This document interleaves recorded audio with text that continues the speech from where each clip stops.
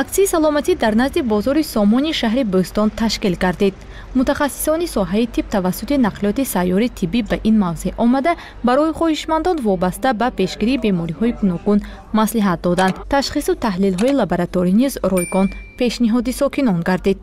Афсанои шикоят ба беморон фишорбаландӣ барасани бемадори дилбезорӣ асано мебиён дарди по дарди миён системи ва асаб шикоят асано. Мавлуда Сангинова сокини 62-солаи шаҳри Хуҷанд мебошад. баробари огоҳ шудан аз хизматрасонии табибон тавассути машинаи сайёр хост аз вазъи саломатиаш бохабар гардад.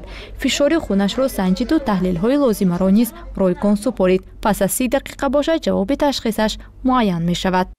Ман як чағзда ба ҳамин бозори Сомо омадаму бинам мехел ройгон будааст як ташхис кар бинам гуфта даромда камтар поям дар мекунад ҳамин ташхис кунам гуфта даромда инҷо ки наводо баян бош қамдан бошад ми гуфта ташхис кунам дастем.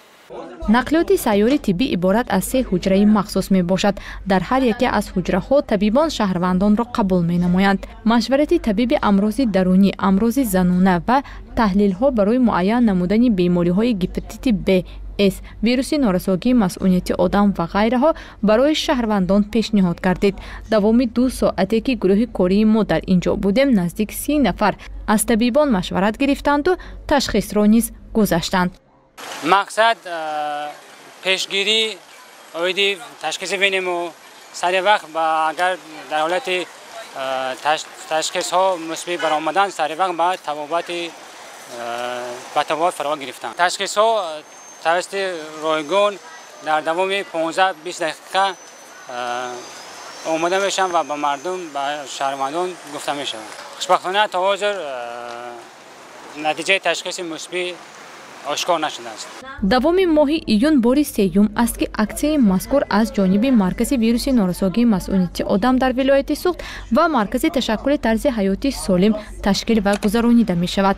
ҳадафи он саривақт муайян намудани бемориҳои вирусӣ ва пешгирии он дар байни аҳолӣ маҳсуб меёбад. гузориши Уғлои Раҷаб ва Баҳром Ваҳобов барои барномаи иттилоотии имрӯз.